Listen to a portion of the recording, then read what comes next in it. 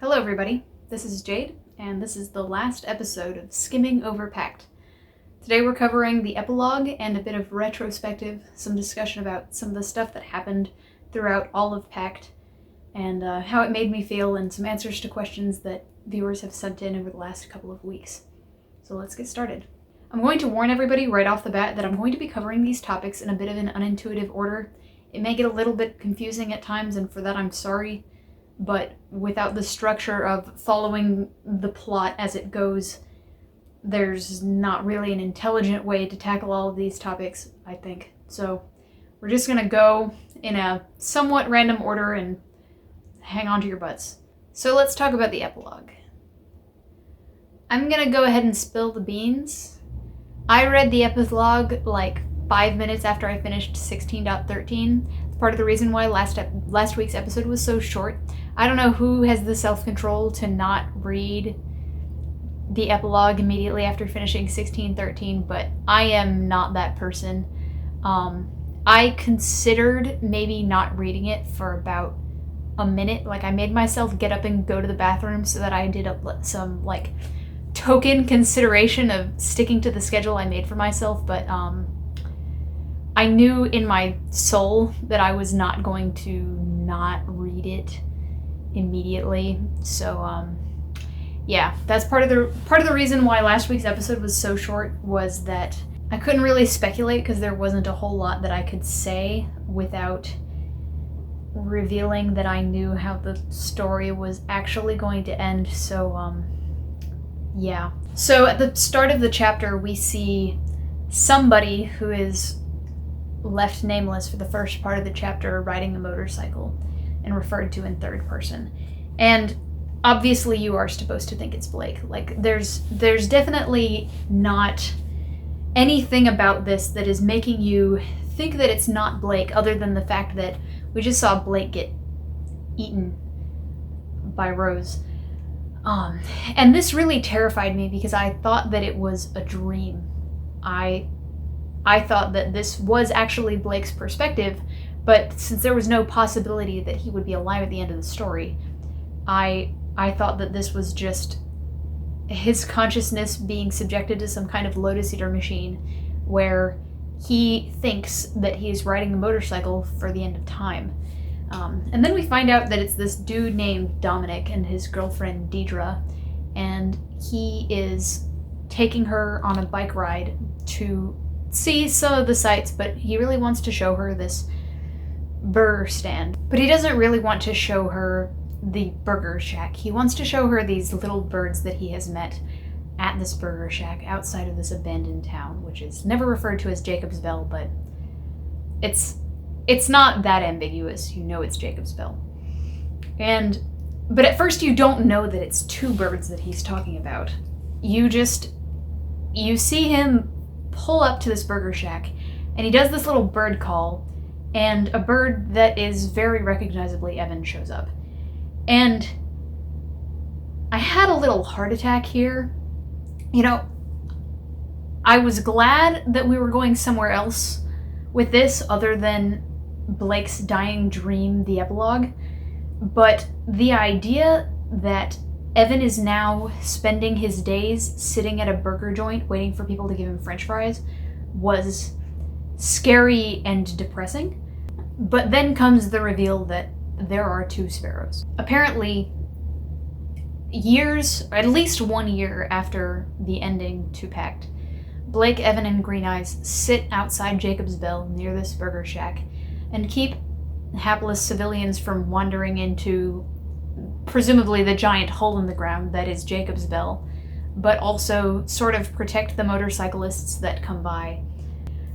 I read this book 6 years after it came out. I don't really know what the common reaction to it was, or what the common reaction to finishing this book is, but I'm going to go out on a limb and say that the common reaction is probably that people sit down and cry for a couple of hours.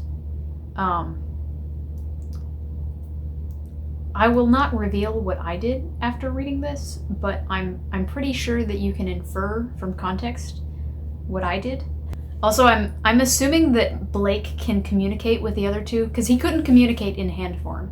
I'm assuming that he has regained enough energy or self or whatever to be able to talk to the other two, because the alternative is just too horrible and I'm unwilling to believe it.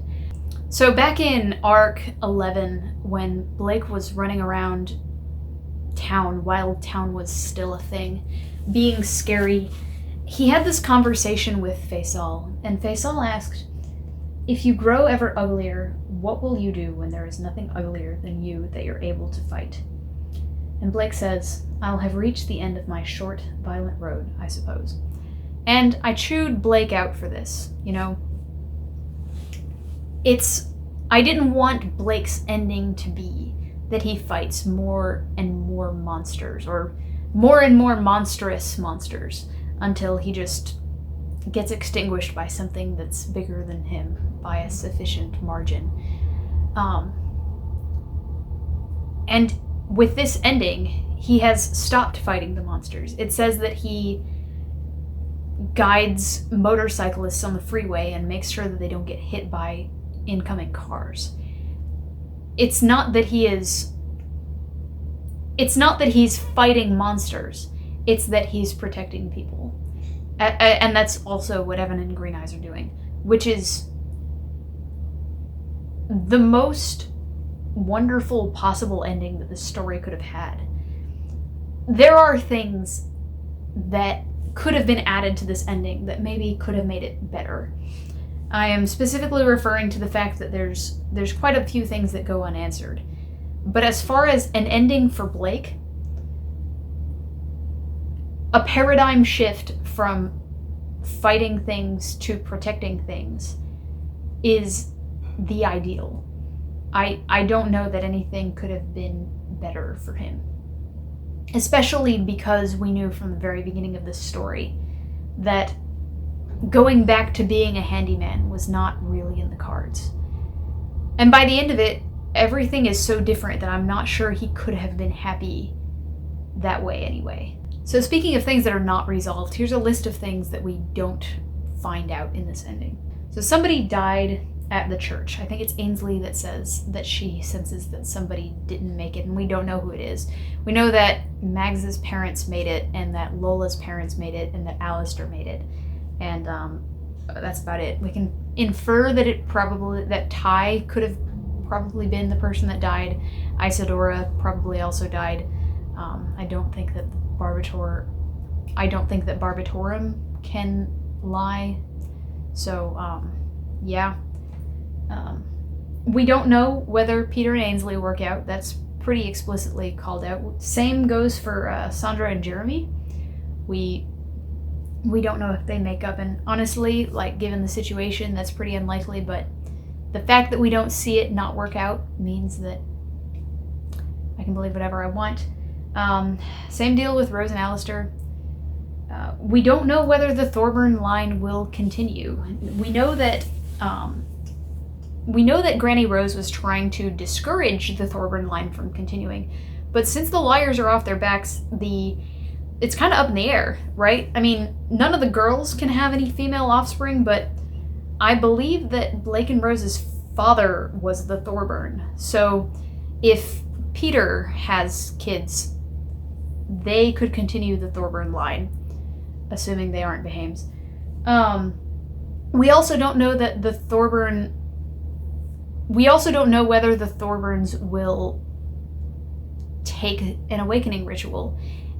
It doesn't look like they're going to be Diabolists anymore. They don't have any diabolic tomes that they can draw on other than Rose's. But Rose has become a scourge, and Paige is whatever Isadora is called. She's one of those. So if any of the other Thorburns were to take the awakening ritual, they could become anything. Roxanne might become a witch hunter. I don't know. But we don't know. We don't know about Mags's third incident of blood, fire, and darkness. We don't know what happened to Joanna Duchamp. We don't know whether Padraic fell into hell. I know they said that wouldn't happen, but I hope he did. Hope he did. We don't know whether Conquest eventually took over Rose.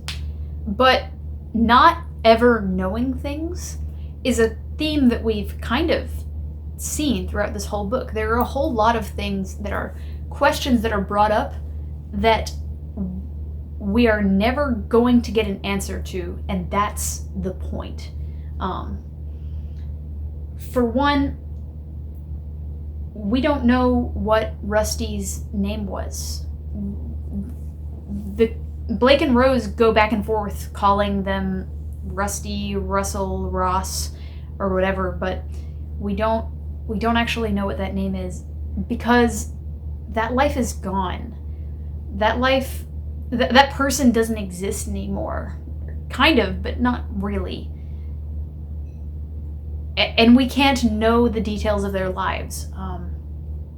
On the same note, what is the truth? Were Blake and Rose's parents neglectful or not? I went back and reread some of my notes from earlier in preparation for today's episode, and Rose insists that her parents loved her, and Blake's memories of their parents, when he sees them through her eyes, make them look decent.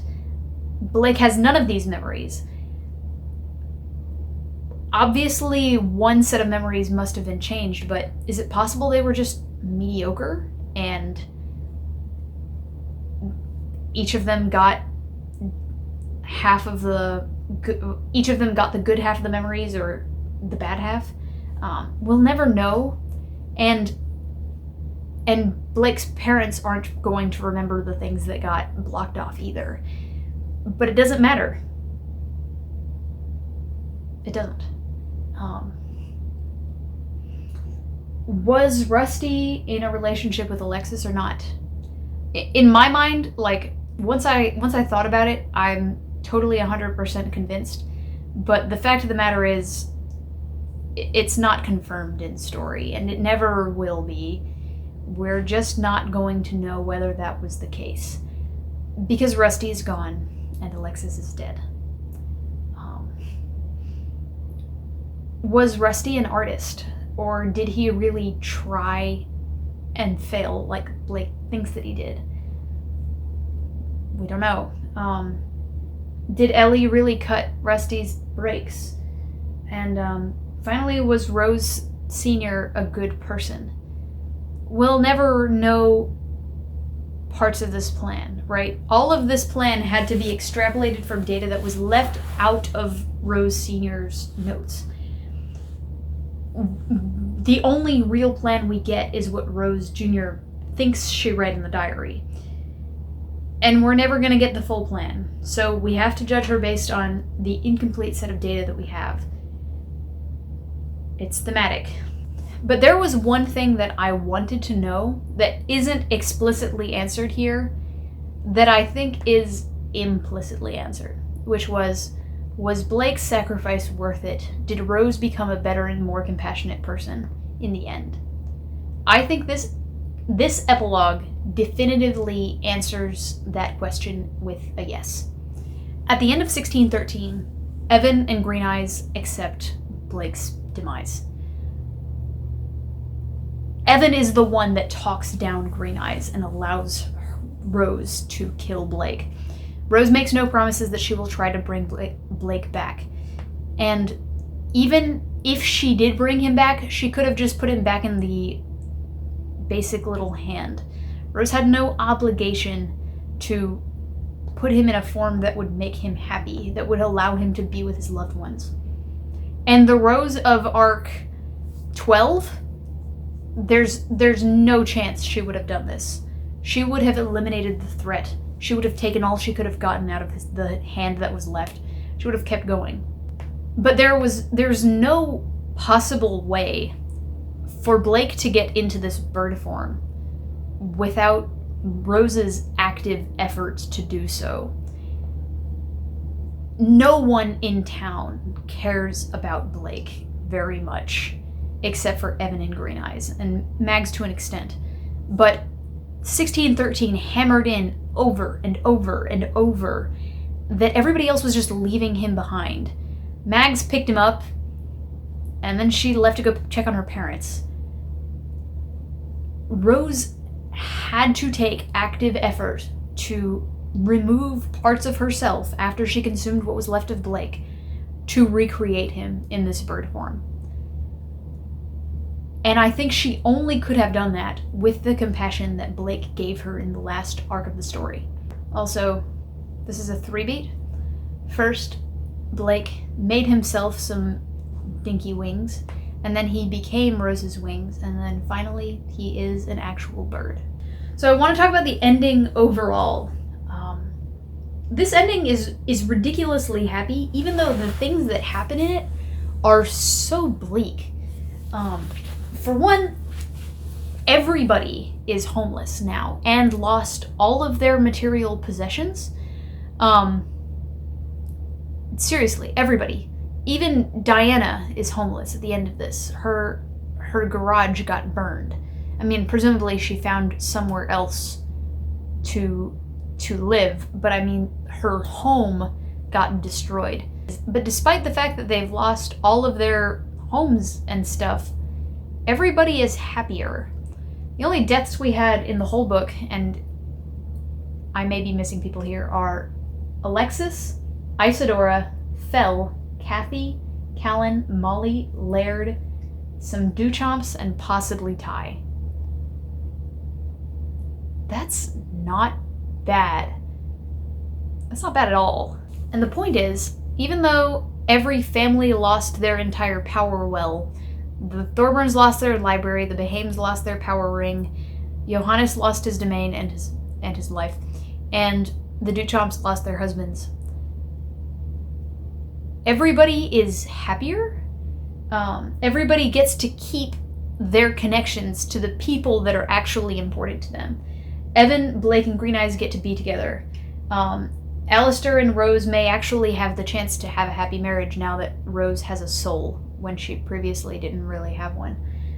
Sandra and Jeremy have the chance to fix their marriage, even though, I already said what I think about that.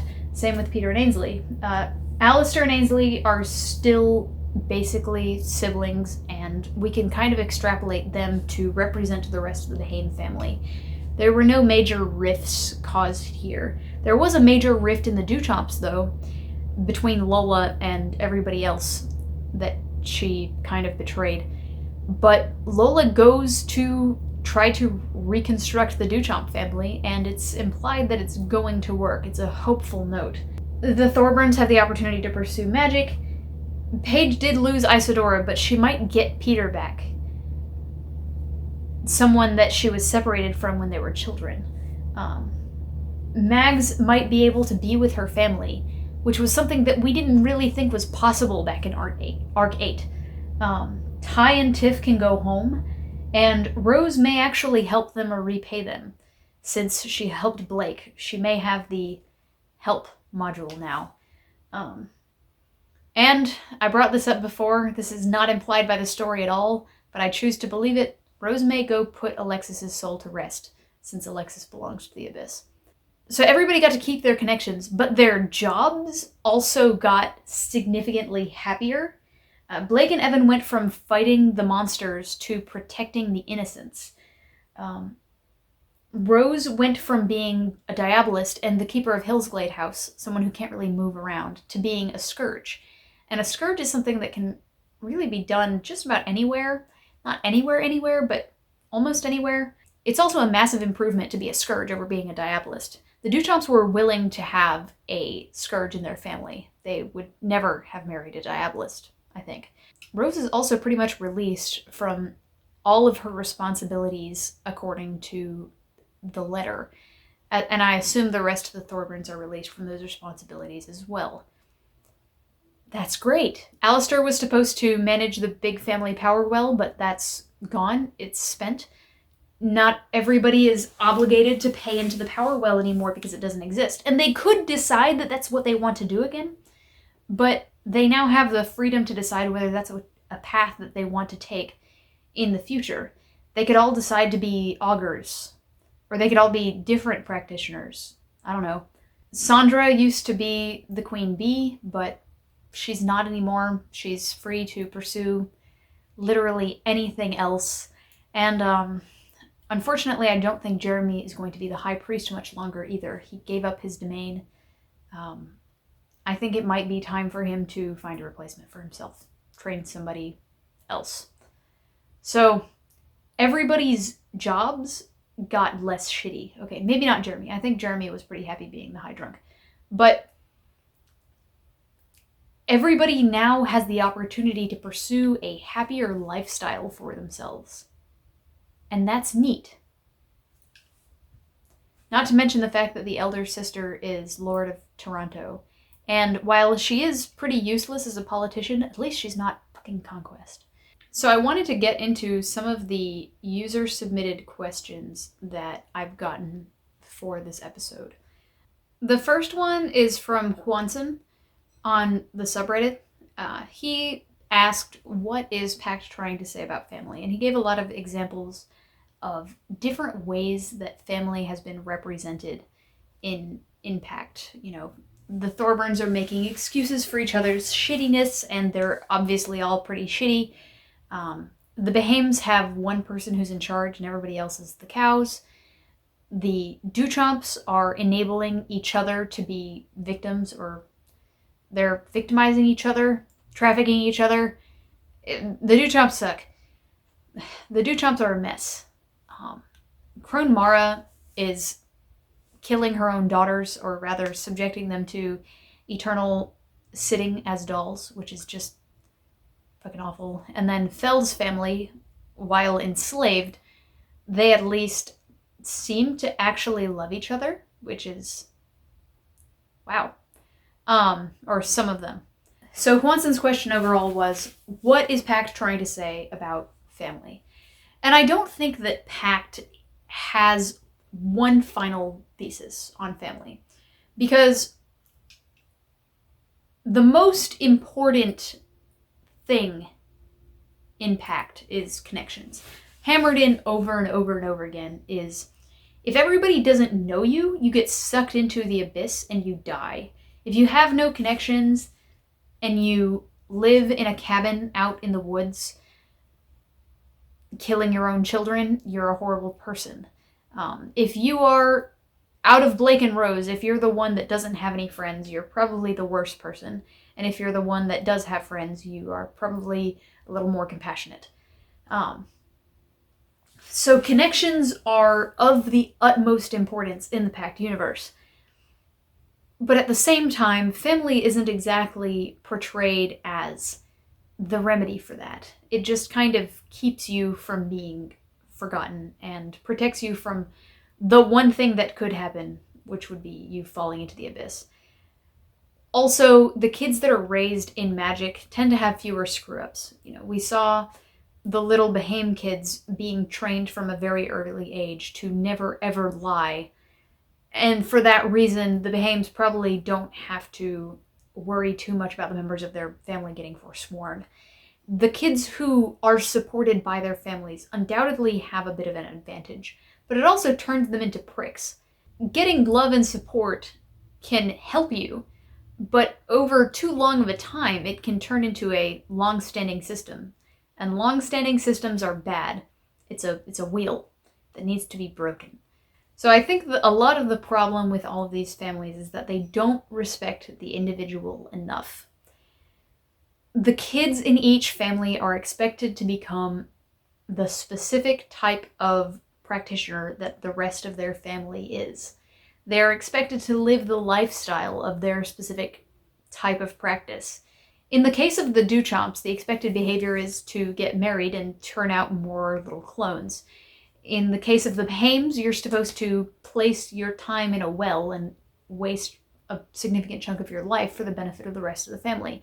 In the case of the Thorburns, the expected behavior is for you to be a jackass. Additionally, Laird teaches his kids to hate the Thorburns and hate Diabolists and all that stuff. And that's bad too. Deciding things for your kids is bad. You have to respect other people's opinion. And that was something that was kind of brought up with the council meeting chapters, both the big boy council meetings and the junior council meetings, and the Behame family council meetings. Certain people were left out and not allowed to give their opinion because they weren't important enough. This is bullshit. What needs to... For a functioning family or a functioning system, everybody's voice needs to be heard. People need to actually be able to work together. And maybe the plan won't be best, but it's better than having people left out, because that allows those people to be victimized. See the Thorburns. Family, like everything else, requires effort and upkeep. If you get into bad habits and you just leave them, that's bad. People can get lost in ambition. Family can be good if there is love, and if everyone's individual agency is respected. So just to sum up Blake's experience, if you don't have any connections, you die. But you can get over this if you believe in yourself, but only if you love the people who don't remember you. In the Doof Discord, a bird, or Zaximus Q, submitted the following question. Who are the villains of the story, and why are they the villains? And this is an interesting question because who is the villain is such a nebulous question in Pact. For one, we have a lot of bad guys. We have a lot of antagonists. But people are also flipping sides all the time. The first antagonists of the story we get are Laird and Sandra Duchamp. And while everybody can agree that Laird and Duncan are terrible, Sandra Duchamp is really hard to hate. But she is an antagonist, and at the end of the story, when she gives up on what was keeping her going, it's a good thing for everybody. Conquest is definitely bad, but the Abyss is kind of left a little ambiguous. Now, personally, I read the Abyss as being 100% horrible, and I would have thought of that as being the case if I wasn't listening to Deep in Pact, and they took a very ambiguous stance on the Abyss, and that has opened up my mind to the possibility that maybe the Abyss isn't 100% bad. It's only about 85% terrible. Barbatorum, the lawyers, and Faisal are definitively bad, but Rose is arguably the antagonist of the story we get the most. She and Blake are always against each other, but it's more like she's the foil. She fills a lot of roles. To figure out who the bad guys are, I'd like to talk about who the good guys are. The people who are unambiguously good in this story are Evan, Tiff, Ty, and Alexis. These are people who actively seek to help others, are empathetic, and are self-sacrificing for the sake of others. They're also not from families. They had to put their own effort into getting where they got. But who are the people who are less unambiguously heroic? It's actually most of the people on the above list. They become good towards the end. And it's because they decide to stop doing the bad thing and go for change. Jeremy is one such example. He decides to stop making excuses for his wife and fight for doing what's right. The bad guys, the definitive bad guys, are the ones that have some kind of nature or habit that makes it so that they have to do things a certain way. Barbatorum, Faisal, Padraic, and Conquest are all like this. Conquest isn't going to get a redemption arc. He's Conquest. The only way he can become better is if somebody is using him for good purposes, such as Rose. But Conquest left by himself is not going to be that person. Partially because he's not a person. The lawyers are slave to the past as well. They bind people to their own pasts, and they punish people for the sins of their fathers. They perpetuate the past. They don't allow people to make progress and move forward. In general, Wildbow's works, but especially Pact, advocate leaving behind the crimes of your past and just pushing forward with the person you are now and just not doing bad things anymore. Even though Mags, for example, feels extremely guilty about killing Molly, in general, the story doesn't treat her as a villain for having done that before the start of the story, or in the middle of 1.1, rather. Finally, people who are willing to put their own skin on the line are good people. Faisal is technically trying to do the right thing, but none of his own skin is in the game. He faces no personal risk here. If the barber were to start to come after him, he would blink out of existence. Now, he did get captured by Barbatorum, but I am willing to bet that he never considered for a second that that was a possibility.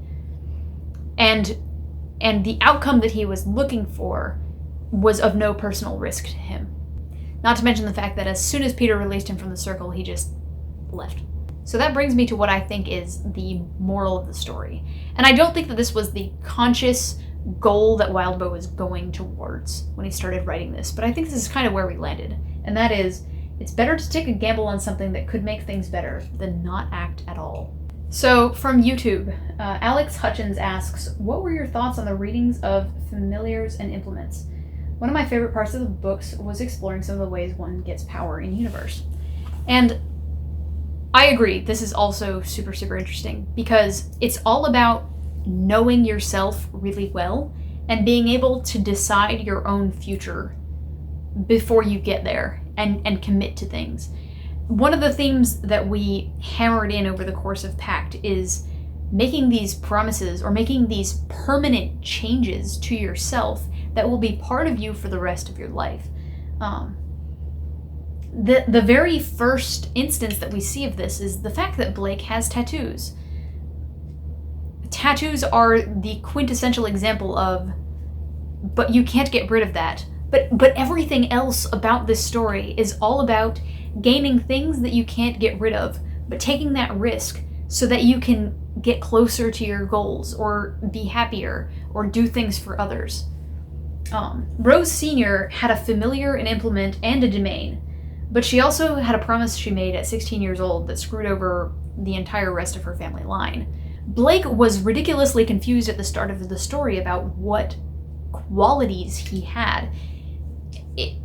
It was frustrating to me reading Arc 1 and 2 when Blake kept saying, yeah, I don't really know much about myself. A lot of my friends are artists, but I'm just a handyman or whatever. And in hindsight, it was a hint that Blake's qualities were new to him. He didn't really know himself because he was a new person. Figuring out who you are and who you want to be is an integral part of the story of Blake and Rose because they were created in 1.1. But they both approach this in completely different ways. Blake goes by his gut. He takes Evan because he feels an emotional connection. He takes the hyena because he feels like he needs an implement and this is the thing he's going to pick. But Rose plans for the future. She takes things and pacts on because they think that they will help her achieve her goals. She gives her future away to facilitate upcoming plans. She agrees to be a scourge so she can get Blake out of the abyss. She takes the domain because she wants one, and that's something that she does genuinely seem to want for herself, but she also talks about her domain in order to get help from Noah and the other middle schoolers. She agrees to marry Alistair for the plan that she had to become Lady of Jacob's Bell, a title that she had for less than an hour. It reminds me on, like, deciding a career or deciding on what you're going to major in college. For a lot of people, they have to decide between going for something that they dearly love but doesn't guarantee success, like a degree in art, versus a degree in accounting, which may not be as much of a blast, but will allow them to pursue other goals in life, like supporting a family. Blake chose art, in that he goes with his gut, he goes by his emotions, but Rose is willing to make concessions about certain parts of her own happiness in order to pursue further goals. And this is how they both came across their implements, familiars, and domains. And that's how everybody does. And both of these, planning for the future and sacrificing parts of it for other parts versus going with your gut, are valid ways to approach life, but they are different. And it reminded me of this quote from back in 2.y that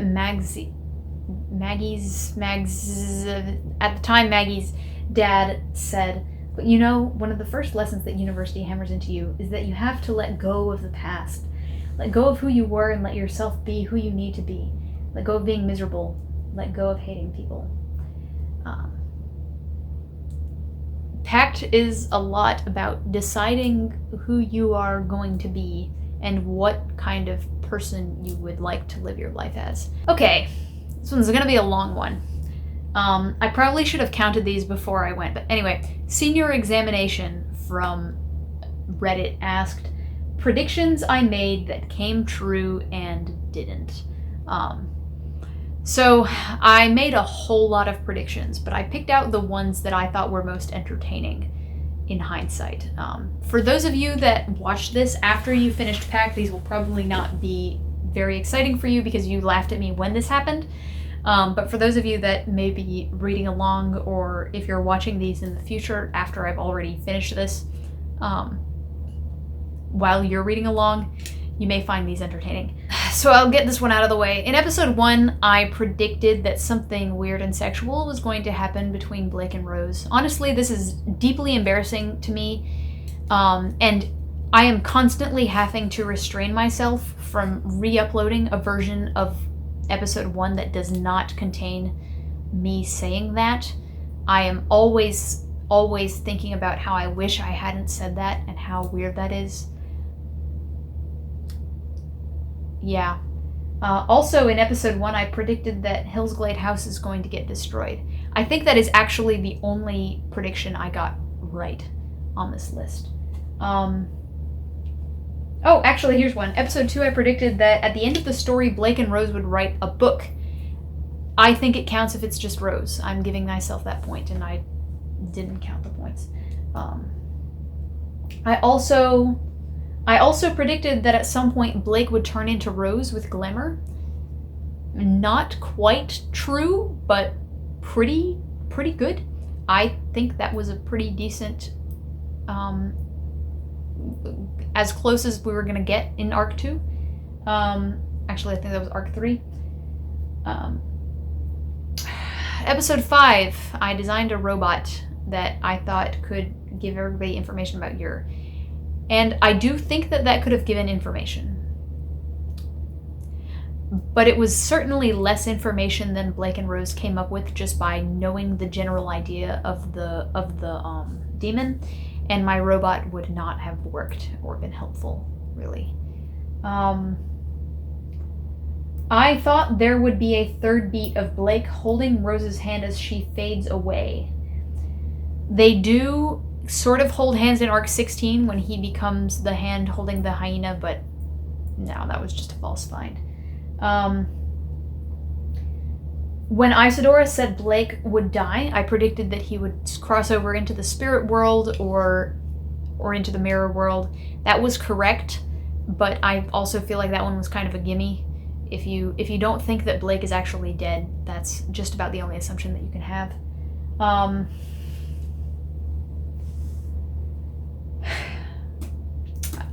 I went back to Arc 6 and I found that I wrote about how Ainsley really wants all Thorburns to die, and she would rather die than help a Thorburn, which is hilarious given the ending of the story.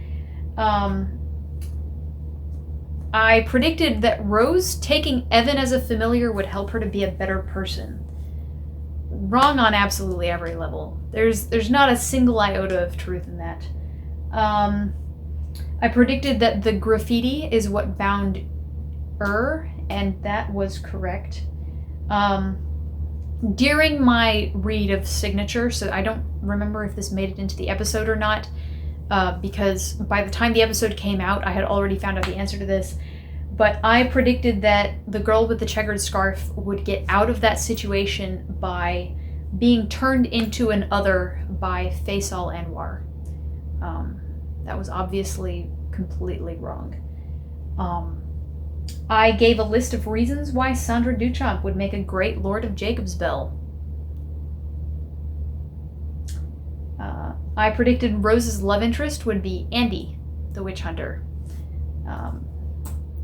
I predicted that the couple that Corvidae messed with was the original Thorburns. Now, I still think this is right. There's nothing that contradicts this.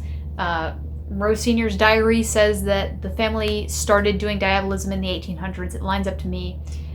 It wasn't denied by the story. I think I'm correct. I predicted Blake would give Rose a bird spirit so that they could mind meld. I consider this one to be close enough. I predicted Evan would have short-range fire contagion once he became a phoenix. No. I predicted that Andy and Eva would conjoin into a single other twin blob. No. I predicted that the Rose and Alistair engagement was a design by Rose Sr. In hindsight, I have no idea whether that is the case. She apparently was trying to separate the Behames and protect the Behames from the Thorburns. So not really sure why having their chosen heir marry the Thorburns' chosen heir would be part of that design. Also, Rose can't have kids, so yeah, not really sure whether that was Rose Sr.'s plan or not. I predicted that either Alistair or Green Eyes would die. I am glad to be wrong about that one. I predicted that the Behame ring would be lost, and this would prevent the day from restarting. The Behame ring was lost, but by the time the day had the opportunity to restart, the town was falling into the abyss. I predicted that Crone Mara was the big bad of the story, and I gave a long and detailed explanation why that would be the case, but I'm not going to regurgitate it because obviously it was wrong. And finally, I predicted that Rose would change her name. And that was wrong as well. I went back to find a couple more and I realized I skipped one, which was, I said it couldn't have possibly been Rose Sr.'s plan for Blake and Rose to be enemies. She had to have intended for them to work together. That was apparently what I said back in Arc 6, and boy, that was wrong. So I just went back and counted, and out of about 25 on that list, 6 of them were correct. Some of those were a little iffy as far as, we didn't get the answer, or it was kind of gray. But yeah, rocking that 20%. Whoop whoop. I also wanted to highlight a comment from Sword Crab. Sword Crab didn't leave a question, but he did leave an explanation of bristles, a theory that he had last week, and I did not ask anybody whether it was okay with them if I added a comment, so I hope that this is okay. Sword Crab comments on the fact that Johannes's pipes can't control bristles. They say that if Bristles was a man that turned into a dog, why wouldn't the pipes work? I mean, now he's a dog. But if he was a dog that turned into a man, same thing. Why wouldn't the pipes work? He was a dog. That's the short version. And the explanation that Sword Crab gives here is, what if Bristles was a wolf? Bristles is a wolf, or maybe just part wolf, or maybe a coyote. Point is, Bristles isn't a dog. He's a wild animal that was probably taken in by humans as a pup to be raised and trained like a dog. But that didn't change the fact that he wasn't a dog, and that's why he couldn't be controlled by the pipes. Or maybe it's just because he's a good boy who only listens to his master, in which case he deserves a treat. I think he deserves a treat for fighting in that final battle. So, thanks, Sword Crab. I also wanted to go ahead and give a shout out to Zalk Zulk and everybody else that's been commenting pretty frequently, who didn't submit a question. This is a podcast that I'm doing for fun. I'm not making any kind of ad revenue, and I'm not trying to make a bigger channel out of this. I'm doing this for my own enjoyment. But I will say that if I didn't get engagement, if people didn't watch, I probably wouldn't be having as good of a time. So to all of you guys that have been supportive and have commented every week, I really, really appreciate it. It's definitely kept me motivated to keep going through this whole project. And also a huge thanks to everybody in the Doof Discord who served much the same purpose. So now I want to talk about some stuff that I generally liked and stuff that I generally didn't about Pact. I'm going to be pretty light on the stuff that I didn't like about Pact because obviously I did like it. This is my 18th hour of talking about it for 18 weeks in a row. So, yeah. But to start out, this book was always going to get a hefty sum of points from me for being about an adult, even though that adult is only 5 years older than Taylor. I used to be a huge anime fan, but even though I feel like I would still like anime now, I find that I don't like it very much because all anime is about, okay, not all anime, but damn near, is about high schoolers and being in high school and, what it's like to grow up, or coming of age stories, or adults being useless. And it feels like the world revolves around coming of age stories. And coming of age stories are good.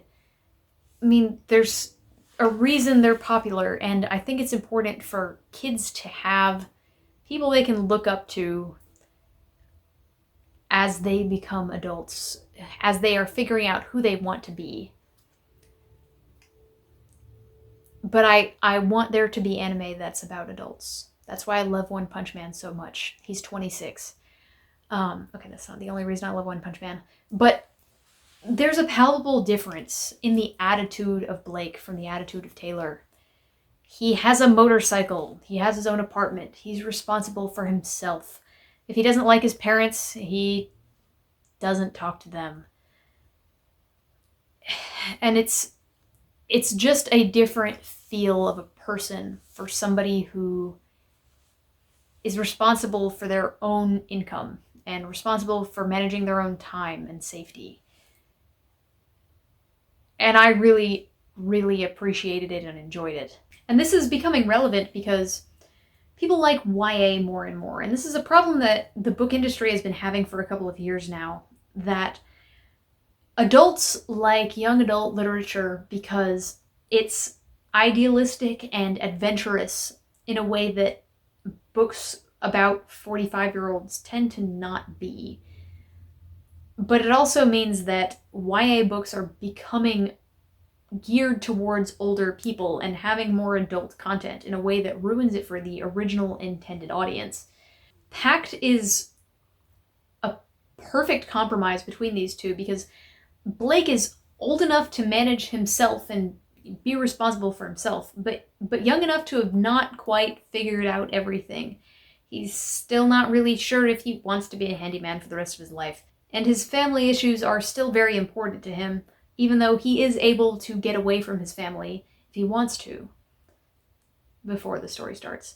So another thing that I really, really liked about Pact is, and I've brought this up before, and honestly I don't remember how many times I brought this up, so if I've brought this up more than 3 times, I'm sorry. But I feel like I've always wanted a story about the relationship between two people that's not a love story and not a story about a father and son. And Pact was willing to give me that. And I understand that it's difficult to write these kinds of stories because it's not marketable, right? There's a reason why people write romance. It's because it makes money. Because people want to read it. If you ask most people who their favorite character in Pact is, a very, very small number of them are going to say that it's Rose. I liked Rose. Not everybody did. But this story is harder to market than a love story. Even though it is a story about the relationship between two people. And for that reason, I felt like Pact was something very, very special. And at the end of the story, whenever we got to the big conversations between Blake and Rose, like, when Blake decides that he's going to forfeit, and when Rose decides to allow him to possess her and stuff, I cried my eyes out.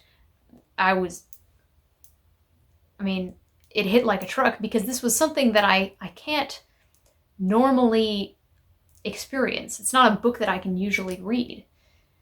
And I have massive respect for this book because of that. Especially because this is such a unique concept, the idea of relating to the version of yourself that has been lost, or the parts of you that have been lost. It's almost like a story in which you're talking to like a child version of yourself, right? Where you get to see how your idealism has changed or whatever. But this is a version of Blake that he can't remember ever being, and a version that he can't ever be again. I found Pact incredibly compelling for that reason. You'll notice this episode is coming out late, because every couple of hours I kept coming up with more things I wanted to say. And I eventually decided I just had to sit down and do the episode, or I'd keep coming up with more things.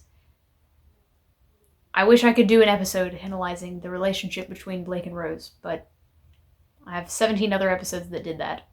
So, yeah. Complaint that I had, not a real complaint, it was just Worm and Ward each had like 7 and 10 epilogues. I don't remember. But they had a lot of epilogues, and we knew exactly what happened to every single member of the cast. And if I hadn't read Worm and Ward, I would not have this complaint. But I was spoiled, and then I was disappointed that I didn't get an epilogue for every single character in Pact. So I want to talk about a possible adaptation to a visual medium. So if you spend like 5 minutes on the Parahumans subreddit, you will see a nigh excessive quantity of discussion about adaptation of Worm to like a TV show or a movie. And it comes up all the time. It's a very frequent topic of conversation. And for that, I say, who gives a shit about Worm? Now, I think this may have been covered in All Packed Up, but I didn't finish All Packed Up yet because it's 24 hours long. So I'm just gonna say some of my own points, and if they contradicted this or already covered it, sorry. But here goes. I think that all effort to get Worm turned into a TV show should not necessarily stop, but it's not the Wildbow work that should have effort going towards it. Worm is basically impossible to adapt into a visual medium. You have to have 1 million characters and settings. Every episode has to have the budget and CGI efforts of Avengers Endgame, and 3 of the main 6 characters' powers are actually impossible to adapt into a visual medium. That's 80% of the screen time taken up by powers that would have to be heavily changed or would have to be entirely deleted. Pact is the ideal story to be turned into a 4-season TV show. You've got 2 settings, Toronto, and it's not too steeped in Toronto. It can be a generic Canadian city, and Jacob's Bell, which is a generic small town. Easiest settings in the world to achieve. And we only see like 15 total feet of Toronto. There's also the Abyss, but you're only going to be there for like 2 episodes. One where Blake is in the Abyss in the drains, and 3 episodes, because once when they're in the tenements, and then once when they're in the library. A couple of those might be 2 episodes. But that's barely any of the total runtime. Spend a little cash. Special effects are minimal for like 80% of the story. The Mirrorverse can be completely achieved with practical effects. You don't have to use any kind of CG or special effects to achieve Rose being in the mirror, and then when Blake is in the mirror later, they can put him in a bunch of makeup and stuff, but they don't have to CG the mirror bits. It's perfectly achievable. You can make Evan human half the time. Boom, you're done. I solved the problem for you. Hire some of the people from his Dark Materials to make a little talking bird. They did a great job. By the time you get to Green Eyes, you either have the budget for a mermaid or the show has been canceled. Not a problem. Sight can be easily achieved with minimal imagination on the part of the artists and a few camera filters. Blake barely uses sight anyway. Time magic can completely be achieved practically. You don't have to put any real effort into time magic. The only thing... The only thing you really need CG for are the big fights, which are pretty rare at the beginning of the story in Green Eyes. Like I said, once you get there, you either have the money for it or you don't. But in the first season of the show, you're not probably going to have any big fights. The only common difficulty, the only thing that you might have to animate on a regular basis is goblins. And if you have the money for a show, you have the money for occasional CGI goblins. As far as why to pick this, it's dark, which is popular right now, but the protagonist is an adult. Blake is stated to be attractive in universe, so just pick a good-looking dude and a girl that looks like him. You did it. The other characters aren't seen a whole lot off screen, but there's not a whole lot of interludes in this. So if you need to add extra material, you can add a nearly infinite amount of material covering what the characters are doing in the other setting when they're in one setting or whatever. So, yeah, very easy to write for. You can adapt what's in the text and then add material that doesn't contradict it if you need more material. And finally, there have been a few attempts at urban fantasy, but as far as I know, nobody actually likes those attempts at urban fantasy. So I think there's plenty of room for an adaptation of an urban fantasy story that people would actually want to watch. So yeah, that's why Pact should be receiving all of the fandom's efforts into getting it made into a TV show, because I think it could actually be done, and I think it could be done fairly easily. Finally, I thought it would be fun to go back and give Blake and Rose a final grade. A final grade, you ask? What does that mean?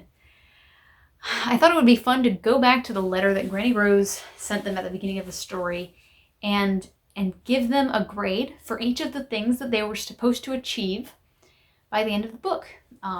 So I assigned point values out of 10.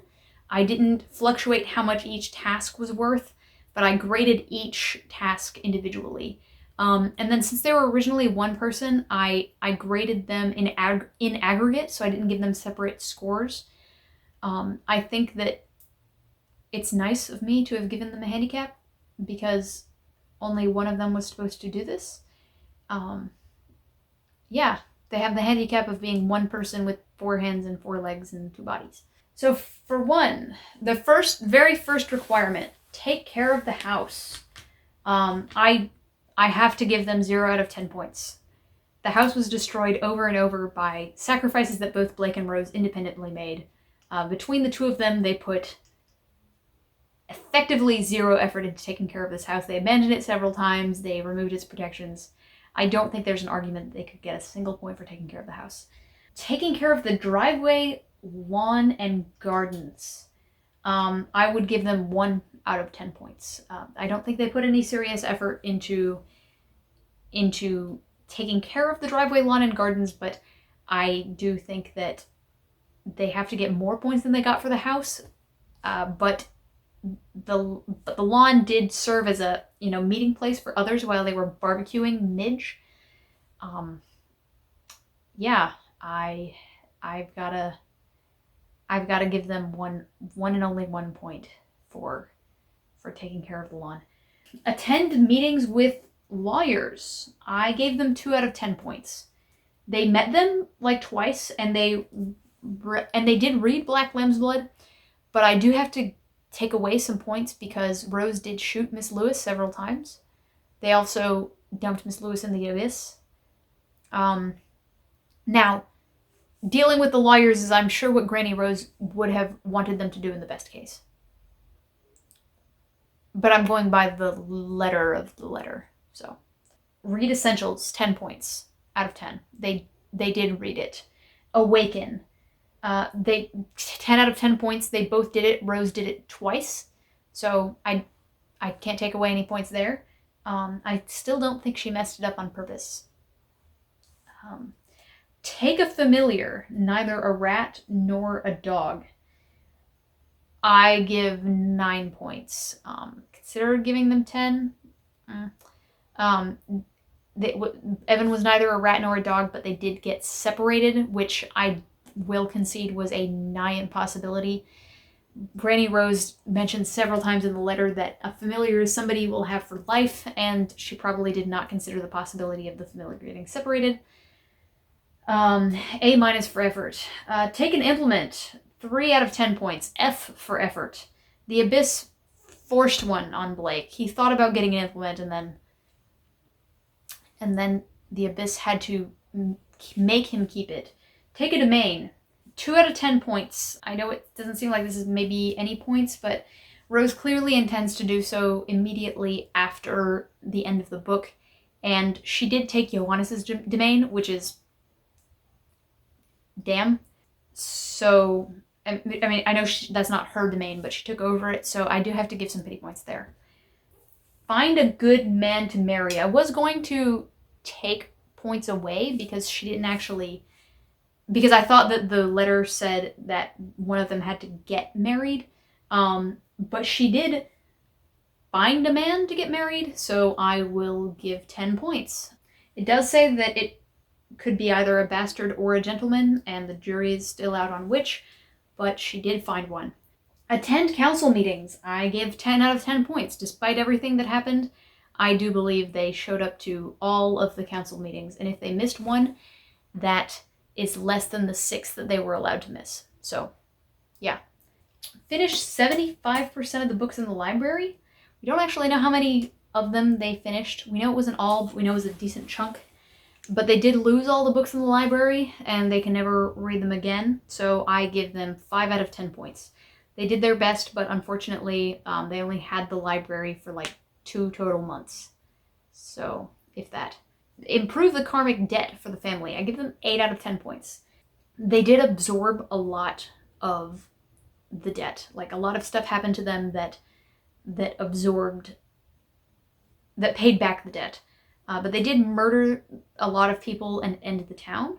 But they also sort of invalidated the whole thing with the lawyers, so yeah. I give them 8 points.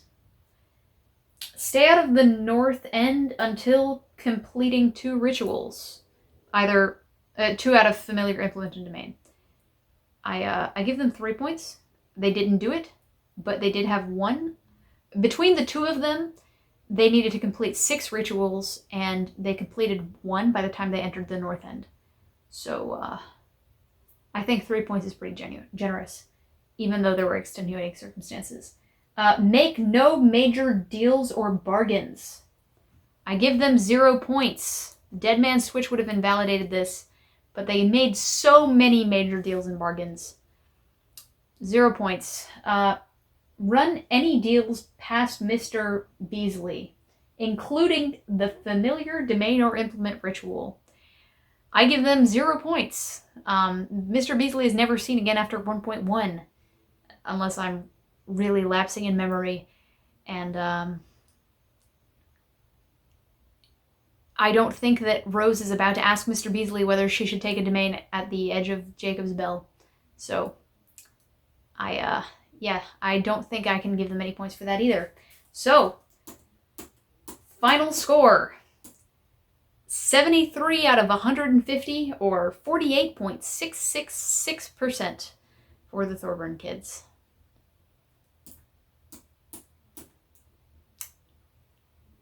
Great work. Some final themes. This is not comprehensive, just some stuff I jotted down at the end. Thinking of people as being better or worse than you. Something we compared people with all the time. And this was something that people got better at over the course of the story, particularly Lola Duchamp. Systems and tearing them down, and as an extension of that, families. And then ignoring the past and moving forward with an objective. This was a fun project, one that I certainly had a blast with, but now it's done.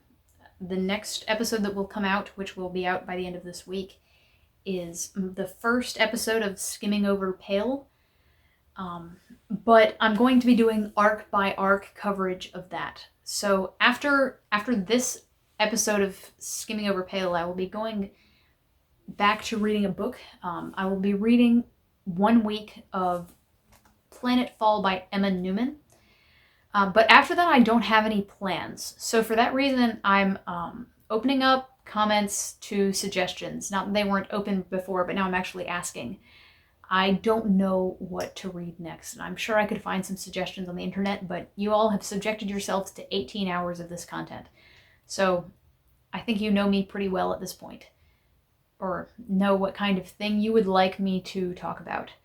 I can't guarantee that I'll actually do an episode on anything, but I will at least check it out. So if there's anything you'd like me to cover, please comment below or in the subreddit, or message me directly. So that's Pact. Thanks everybody, and I hope to see you next week when I start skimming over Pale.